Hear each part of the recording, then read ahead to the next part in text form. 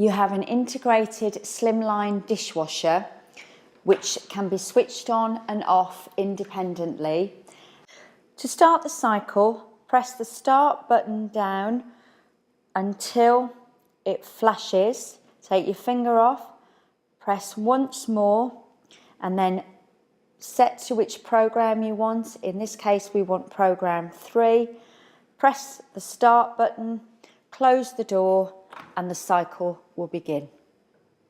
The manufacturer recommends that you use program 3 as it's the most economical and it runs at 65 degrees centigrade.